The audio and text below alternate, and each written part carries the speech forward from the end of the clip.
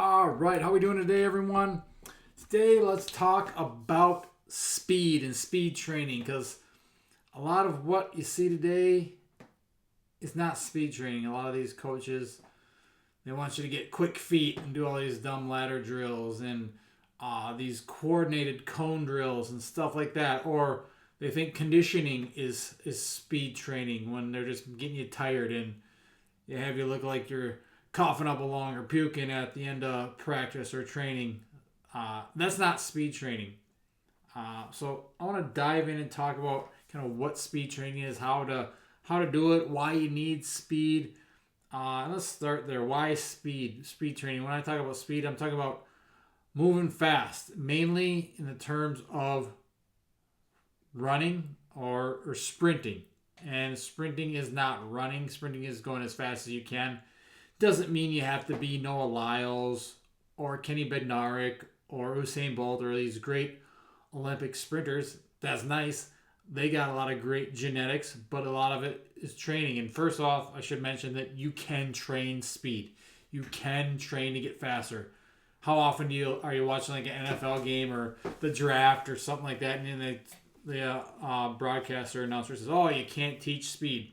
Yes, yes, yes, yes, you can. I know because I've gotten faster. I am 36 years old. I've been consistently hitting 21 miles an hour the last few weeks. Uh, and that's faster than I've been. I mean, I don't know what I was years and years ago when I was younger. Didn't have a GPS like I do now, so I couldn't tell. But that's improvement because, yeah, I was banged up over the winter, broken toe, things like that, and just was slower. And now I'm getting faster. Summer's helping because I'm prioritizing speed in my training. Too many coaches, especially like youth athlete coaches, prioritize, oh, you just got to get strong and you got to grind. And speed is not grinding. Speed does not grow like a weed. I think it was Tony Holler who said speed is like a tree. You plant it and let it grow over time. Slowly but surely, speed is going to improve if you do it right. But most of the time we do it wrong. So again, why need speed? Why do you need to be fast? Well, if you're an athlete, it's pretty obvious. You want to be able to outrun people, whether you're a football player, a wide receiver, you want to outrun the D-back, a running back, you want to outrun the linebackers. And you got to be able to do it in different directions too. If you're a basketball player, it helps you burst down the floor on a breakaway or catch up to someone else who's on the breakaway. Speed is the tide that raises all boats, so it's going to help any athlete, even if you're just a volleyball player or a baseball player and you're not getting the top speed all the time. It's going to help a tennis player going side to side, being able to move fast is going to allow your body, your neurological system, your CNS, central nervous system, to fire fast because sprinting is the fastest thing you can basically do. I mean, the fastest, highest intensity stimulus that you can put on your body. So it's gonna fry you out if you do too much of it. But it also when dosed correctly, it's gonna help everything else. So getting fast is going to help that. Sprinting is going to help that. It's going to help all athletes. What if you're like me, a washed up former athlete, or I guess I still play baseball. I'm an athlete for life. So those everyday athletes, you're just a regular Joe or a regular Jane or whatever, who just wants to be healthy and fit. Sprinting, speed training is going to help you too. It's going to help you have power. What is power? It's the first thing you lose as you get older. Power is your ability to get up the stairs. Power is your ability to catch yourself if you fall.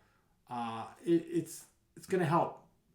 It's just like strength, where strength is going to help, but strength is not the only thing. You need that speed. You need that power.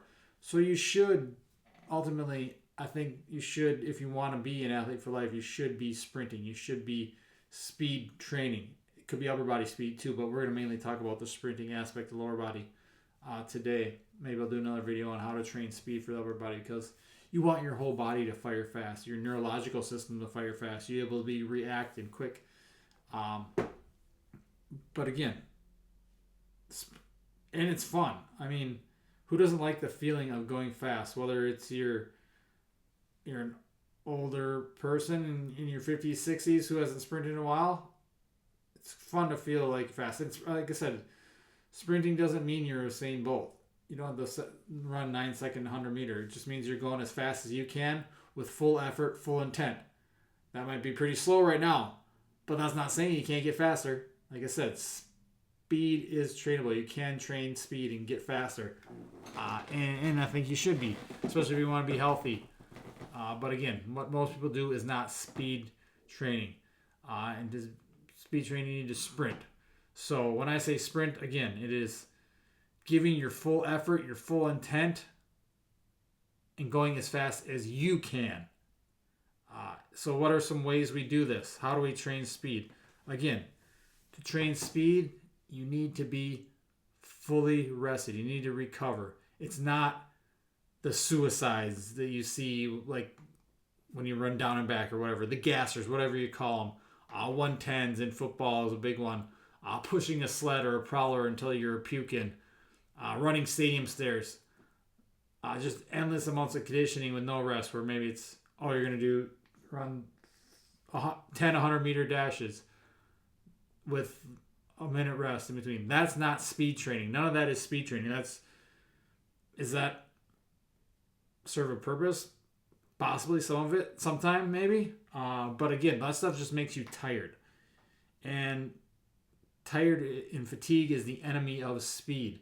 So you don't need to be you don't want to be tired when you're training speed. Yes, of course, in games and stuff like that, you're going to be fatigued. You're going to be beat up. It's the fourth quarter. You've been ramming your head into the linebackers all day as a running back. You might be a little banged up. You're going to be sore. But again, when we are trying to get faster, we want to be fresh. And that's where speed training comes in, because that freshness, that speed, that's going to help build a kind of a speed reserve in you. So when you're in those fatigue moments in the game, you're still able to hit high speeds and outrun your opponents. And a lot of times, the faster team is going to be better. You can be fast and strong. You can be tough. But again, too many of these coaches, especially the football coaches, they preach the grind, they preach toughness, they preach just the weight room. That's not going to help. Because and the teams that win like that are just playing more teams that are doing the same thing. They're just less talented. Because talent's going to win out in the end for the most part. Most coaches don't want you to know that, though. They want you to think it's all good character and mental toughness and stuff. No. Jimmy's and Joe's, not the X's and O's. The better players typically win. So, again, back to speed. It's fully rest, fully recovered. You want to be fresh so you can give it your all effort. And again, there's times and places for shortening the rest and stuff like that. But manipulating, it's not where you just run 100 yards and you're just dead tired. Then, you got to run it. Again, that's not going to make you faster. That's just going to tire you out. And if you want to get tired out, go chase a 5-year-old around. I can go play with my nieces and nephews and get tired out chasing them around. That getting tired is easy. Anyone can do that. That's not a hard thing to do. But again, with speed, we want to be fresh. And sprinting, it is whatever. A general rule is rest a minute for every 10 yards you sprint. I mean, that's general. The more you do it, the less time of rest you need, because you'll be more conditioned for your body, prepared for those sprints. So think of sprinting. There's different versions, different parts of sprinting. You got acceleration, that first few steps, into acceleration up to that 10, 20 yards as you're building up speed. Think of acceleration like you're pressing down on the gas pedal as you're getting faster. Then you got your top speed or max velocity. That's as fast as you can go. When you're accelerating, you're kind of more that. Your body's kind of going to that upright. And when you're upright, that's top speed, max velocity. But again, sprinting is not just a straight line. That's one problem I see. Another problem I see with the coaches is the ones that are doing sprinting, especially for team sport athletes, is they're focusing only on sprinting straight ahead in that linear right ahead, like a track athlete. And there's nothing wrong with that. You can have that stuff. I do a lot of track work, and that's great. But if that's all you're doing, and getting faster than that, it might not translate to a field or a team sport where you have to cut and juke and move and go and at angles and curves and things like that. How often you see these track guys that go out for football. They're Olympic sprinters. There've been a few of them. Names are drawing a blank right now, but they went into the NFL and they're fast. Goodwin, I think he's pretty good. Marquise Goodwin was a decent football player, but there's been a few others over the years, or even Usain Bolt trying to play soccer. They can sprint, and I think he's okay. I'm not sure. I don't follow soccer deeply, but again, it doesn't always translate just going fast in a straight line. That's a totally different skill than being able to Barry Sanders and juke and jump and cut in the air and then hit and turn on your boosters. So there's different skills. Speed is a skill. You've got to train it.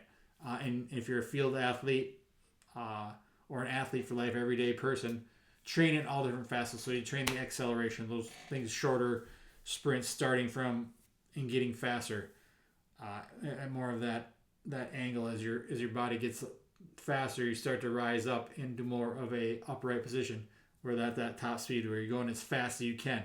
So acceleration, again, think shorter sprints, maybe like 10 to 30 yards, something like that, as you're building up. Again, depending on your ability, depending on where you're at, some people it's gonna take longer to accelerate. Some people suck at acceleration, but they're good at top speed.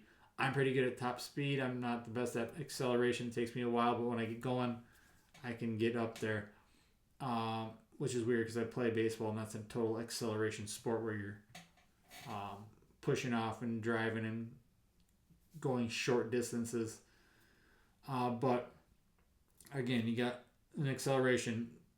So with acceleration, you can do it from various starts. Do it from a 2-point stance, a 3-point stance, a 4-point stance, like football and track. Do it from laying down, rolling over, cartwheels, somersaults. Make it fun. Again, it doesn't have to be the boring, just, I'm going to start in a 2-point stance or a 3-point track stance or whatever it is. That gets boring. And then just burst out, drive. You can do some acceleration. You can add some resistance with sleds and chains, and hill sprints are another great one for acceleration. So sprinting up a hill, it doesn't have to be a steep hill because you're not really going to be going very fast up a steep hill. So a slight slope where you're kind of in that acceleration angle, driving forward, helping form and technique. We'll get into that a little bit later because I think that's a problem too, especially with young kids. So then you get the top speed, max velocity. That's more of your fly sprint. So you're building into, so a lot of times they'll do like a 20-yard build to a 10-yard fly, or a 30-yard build to a 10-yard fly, or a 20-yard build to a 20-yard fly. So that just means you're building up that acceleration. So you're still doing acceleration, and then you're going as fast as you can for that 10 yards or that 20 yards, that fly part. So it's best if you have a timer on that. But a lot of people don't have timers, so just go fast. So fly 10s are those. If you have, that's really the way, because if you're training max velocity, you're pretty much training acceleration too, because you got to build up to that, unless you have a treadmill that you can get up to super fast and you just jump on. But I don't know, a lot of times you don't recommend that because then you're not ready for it. You fly off. I remember doing that as a kid. I'd at my aunt's house and turned the treadmill all the way up and jumped on and flew off, smashed my head on the wall. But again, that's max velocity. Then you get your change of direction, your agility, and your curves, all this different stuff. So you're sprinting in different directions, different angles, different curves. Because again, team sport athletes are not training, or not very rarely going to be sprinting in a straight line. You're going to be juking, cutting, jumping, curves. Baseball, you're running around the bases. You got a curve. You don't see anyone just run straight, 90 degrees, 90 degrees, 90 degrees. You banana it around and round and round. Or football, you got to hit the edge, or you got to jump and cut, and boom, there and there and back. So zig and zag. So do it sprints in different ways, and you don't need to do all these stupid cone drills or coordinated choreographed drills. I don't think that stuff really helps. The best way for like agility and that type of training is playing games. Set up a curve, set up a circle of cones, chase someone around it, hit a ball, chase them with a pool noodle. Check out my YouTube videos for other variations of those and different things like that. Play tag. That's the best agility game you can play. No pun intended with tag, but play tag. Who cares if you're an adult or a kid? It's fun. Make up games. Play basketball. There's no better, again, agility, or especially even if you're by yourself. I do this every day pretty much. Just go shoot. You just practice tossing the ball up, room around it. You feel the ankles bend, you get low.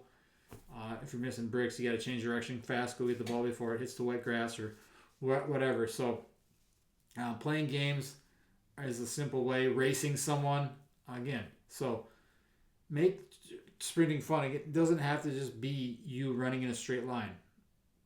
It could be you racing someone, chasing someone, having someone chase you. There's not much better way to get faster than have someone faster chase you. Have them start a few yards behind you, or start in a different way. Maybe you start down on your stomach. They start 5 yards back. You react. You go, boom. And that's another thing. Reaction. Use a tennis ball. Chase a tennis ball. Play fetch with yourself. That's what I do a lot of times. I like a lacrosse ball because it has like weird grip, so it kind of speeds up as it bounces. So I'll throw it onto the track, onto the blacktop. React once it hits the ground first. Boom, you run and try and sprint and grab it in as few of bounces as possible. Or you run and sprint it, grab it. As you're sprinting, you toss it again, and you keep your momentum going. That's the top speed one I like. The double pass. So you're going 40, 50 yards and just chasing it down. Chasing something. Giving yourself an object or something to see or go after. It's kind of like on the horse races. I think they have, never watched them too closely, but I've seen before, they have like something on the track, on the inside of the track. I don't know if it's a rabbit or whatever, something that goes and they chase it, or maybe it's dog racing, I'm not sure. So it's like the carrot, dangling the carrot in front of the horse, and it's trying to get after it. It gives you an objective, something to shoot for, rather than just running into air and not really having knowing what you're doing. That objective, that object is going to give you more intent and drive engagement. So you're going to want to go faster. I've worked with plenty of people and just watching, having them sprint by themselves. They don't have the engagement. They don't have the intent unless I'm timing them and keeping track of their time, unless they're being chased by someone or playing a game where they don't even realize they're sprinting, but they're playing a game, they're moving, they're having fun. Training should be fun. If it's not fun, you're not going to stick with it. Speed training should be fun. If it's not fun, you're not going to stick with it. It gets kind of boring just running by yourself into air all the time. That's why I got to do things to keep myself engaged with timing, with my GPS, seeing how many miles per hour I run, with using a ball, using a balloon, using different objects to change it up and make it more fun and get more out of it, get more engagement, get more effort out of it. Because that's what it's all about. It's about that long-term thing, and it's exposing your body to different variables, different movements, different ways to sprint, different starts, different variations. Because again, in sports and life, you're not going to come to just doing the same thing. Every movement you do is different in some way or another, and that's what it's all about. Then we can get into technique. I think that's another issue I see with a lot of, especially with youth, training youth athletes and trying to teach them perfect sprint technique, and by overcoaching them with stupid things like a skip series. And yeah, skipping is a good skill to have. It helps with some coordination, and most kids don't know how to skip. It's pretty sad. Just like they don't know how to crawl, they don't know how to run. Half of them run with same arm, same leg. They don't know how to jump. That's because they don't get fired anymore. They don't get enough recess, and they don't play. They're put with specialized sports and coaches who just want them to be good at one single position in one single sport. They're not getting the skills that they should be in other sports, or they go to the training coach and they try to be robotic and teach them all these stupid drills and how they want everyone to move the same when no one's moving that should move the same. We're all different. We're all going to swing our arms different. We're all going to have different angles of our feet when we're running pronated or pigeon-toed or whatever it may be. We're all going to strike the ground different with our feet. We're all going to have different lengths of our strides, things like that. It's about finding what works best for you and what's going to help get you faster. And technique, I mean, especially if you're a team sport athlete, even too, and youth kids, you don't need all this. A lot of them is just letting them figure it out. Maybe give them some pointers, give them some parameters, give them some rules in a game. And if you see something wrong, maybe they're not using their arms, put some ping pong paddles or tennis rackets in their hand. Let them feel that to run with that. Or one way I like get them, rather than the stupid arm drills where their arms are moving like this, that's not going to work. Yeah, sure, it makes them move their arms fast, but they're never going to run like that. They're not going to be, they shouldn't be stiff and look like they got to take a dump every time with these short, really choppy motions. Like when I was at the place ETS where I interned, they had everyone, pocket to ear, pocket to ear. No, that's not how you run. Your arm's not going to be bent at 90 degrees all the time. Some people are going to extend their arms. Some people are going to have open palms. Some people are going to close fists. There's so many different ways. It's about finding what works for you. And the main thing, especially when you start building these athletes as they get more advanced and better, is not screwing them up by teaching them something stupid. Like, athletes are good athletes because their bodies compensate different things, and that's probably what makes them. So are you going to screw them up by changing their arm motion this way, or they're trying to get their stride another inch? You're probably just going to screw them up because they've compensated so much, and their bodies are great at compensating for deficiencies or lack of mobility in some area, whatever it may be, and that's why they're good. But again, with the kids, let them play games. Just let them run. Let them sprint. Let them race, chase, play tag, obstacle courses, different things like that. Let them do all these different things. Play. Give them a ball and let them play. Handball, basketball, soccer. Allow them to sprint in as many different ways, in as many different forms, and in many different, variations as possible. Just expose them to a lot of different things and just watch them play. Don't be overbearing and try and force them to move a certain way. Yeah, obviously if you see something, maybe they're going to get hurt something, then yeah, step in. But kids are resilient. Most kids like to explore and experiment and have fun. So allow them to become explorers and experimenters with how they move, and ask them how they feel, or did they feel this, or what do they feel working, and stuff like that, rather than just tell them. Show them, get involved with them, be an example. That's another reason why you should speed train, sprint, especially if you're an adult. Set that example for the kids so they know, mom or dad is training, grandpa or grandma's sprinting, I should be doing that. But then technique. I mean, again, if you're a track athlete and you're more advanced, then you start working on technique and stuff. You can start teaching that a little bit more and working on that. But a lot of times, I think kids are going to, and even adults are going to figure out what works best for them. Figure out, you're just give them something to do. If they're not moving, give them something rather than just telling them how to do something. Let them figure it out by you give them some parameters, some constraints. So maybe they aren't moving their arms when they sprint. So do a no arm sprint. So hug yourself, run like that. That will get some rotation. If they're really stiff, a lot of things I see is running like you're constipated, that type of thing, rather than relaxed. Like you look at the Olympic sprinters, they could have a conversation in the 100-meter because they're so relaxed. Whereas in like lifting, you want to be tense, brace, and all that stuff. Sprinting is the opposite. You want to be relaxed and be able to move and feel and flow. But your body also wants to be stiff. Your lower body is stiff when you hit the ground. That type of thing with the ankles and the shins. Stiffness is always talked about. So there's so many variables to it. But honestly, it's so simple. The best way to get faster is just to sprint.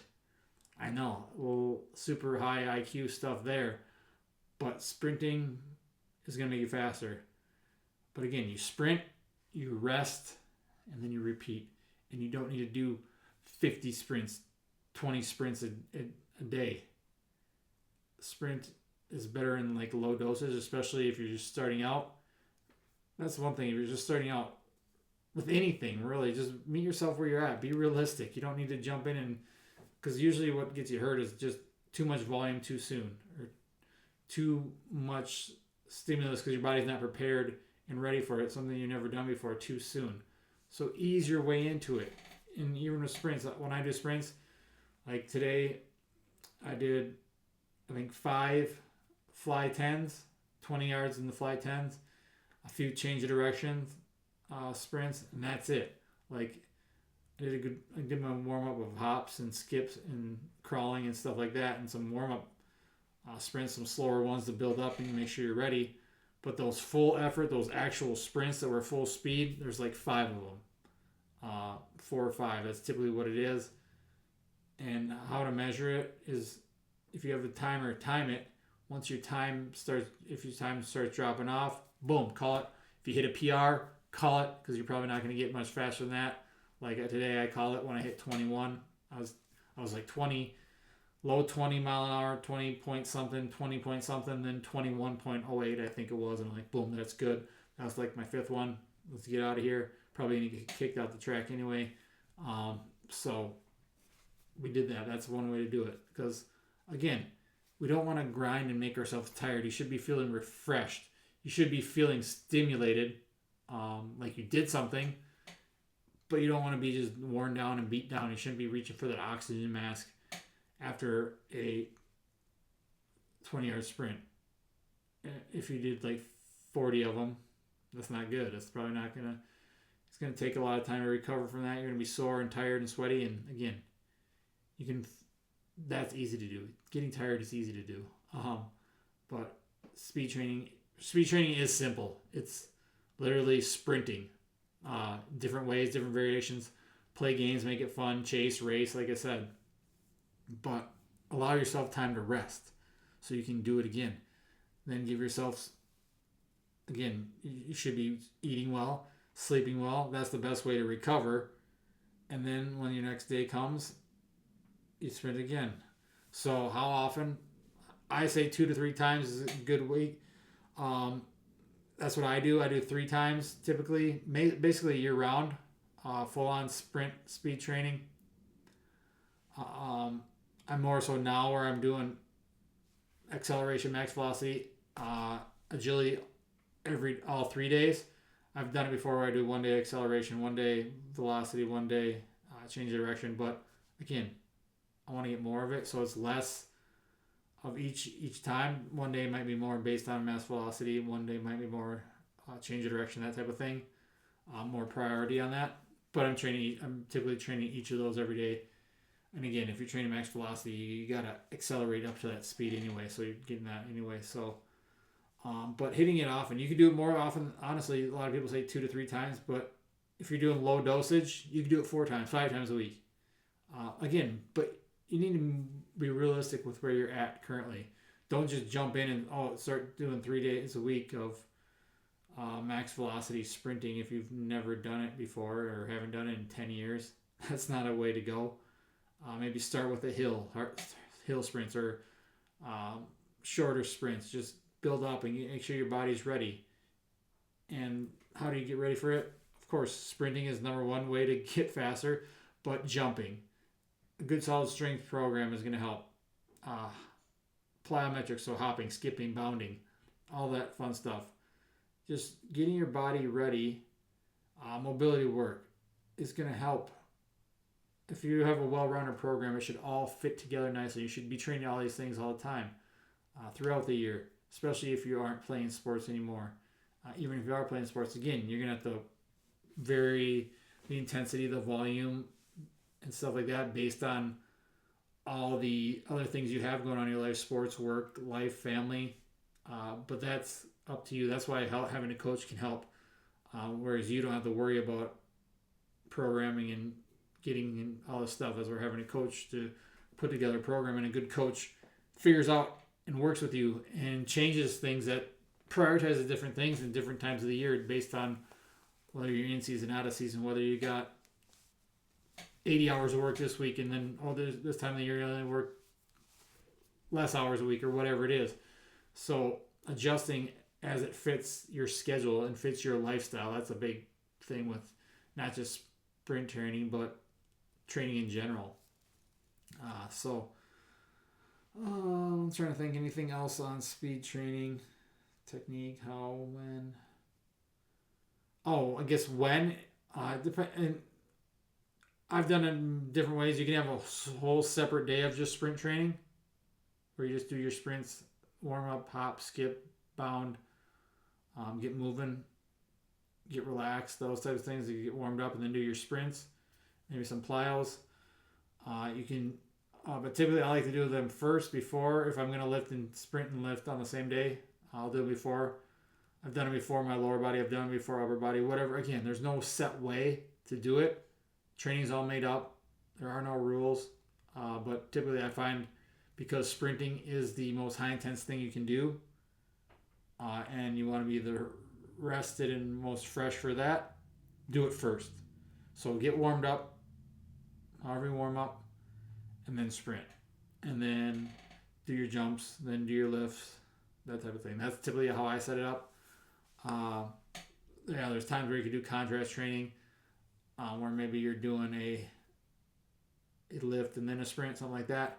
But again, there's endless amounts of variability, ways you can do things, set things up. But again, I like to do sprinting first because that's my priority. I want to get faster.